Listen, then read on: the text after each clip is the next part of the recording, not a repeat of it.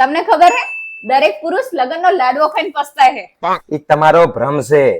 પુરુષ લગ્નનો લાડવો ખાઈને નહીં પસ્તાતો, એ બજારની કાજુ કતરી જોઈને પસ્તાય છે કે આ મને ક્યાં વળગાડી. યાર હવે શું થયું પાછું? એક વખત સોરી તો કહી દીધું મેં તને યાર. હા ઈ તો સોરી બોલી નાખો, બાજવાનો મૂડ ખરાબ કરી નાખ્યો. હેલા એક સવાલ પૂછું તમને? તું પાછો માથાનો તો એક જ સવાલ પૂછું. હારું પૂછે. ભેંસેની પૂંછડીને શું કામ હલાવે? કારણ કે પૂંછડી ભેંસને ના હલાઈએ કે ને એટલે. જેમ તે સવાલ પૂછ કરે એમ માથાનો તો કરવા. પારુલ એક વાત કે, તને કયો તહેવાર પસંદ છે? હોળી. અરે વાહ પારુલ, તને તહેવારે હળગાવાના જ પસંદ છે.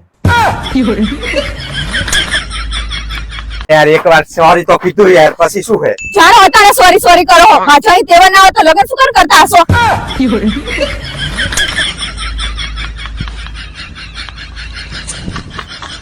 હાંભળો નલા, હા બોલ. કાલ હું કથામાં જઈ હતી ને તે બાપુ એવું કહેતા હતા કે તમારે ખુશ રહેવું હોય ને તો પત્ની જોડે વાત કરવી જોઈએ. રાતે કરું જ છું ને. ક્યારે કરી? કાલ તો હુઈ જાય પછી રાતે 4 વાગ્યા સુધી પાડોશીની પત્ની જોડે વાત કરી મેં. તું કીધું જ છે કે પત્ની જોડે વાત કરવાની. તે કોકની જોડે? બાપુ ચા ચોક કરી દે. હેલા એક સવાલ પૂછું તમને?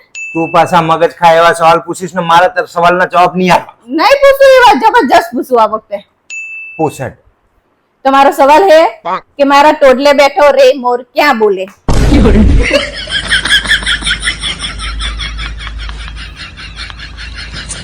આમ જો નલા, લોકો મારા વિડિયોમાં કેવી કોમેન્ટ કરે છે. તારે હે ને આ બધાને ધ્યાન નહીં આલવાનું. અમુક લોકો તને એવું કહેશે કે તારા કપડામાં ઠેકાણું નહીં હોતું. અમુક લોકો એવું કહેશે કે તારી એક્ટિંગ ઠેકાણા વગરની. અમુક એવું કહેશે કે તું ભેંસ જેવી દેખાય. અમુક લોકોને અંદર પહેલાથી આદત જ હોય જે હોય મોઢે ઝાપટવાની.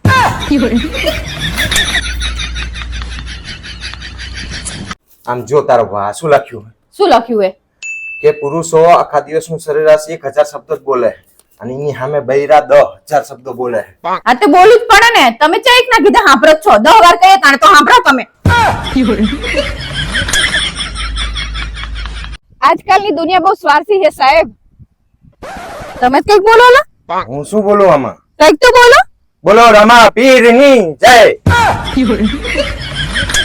બીજું શું બોલું?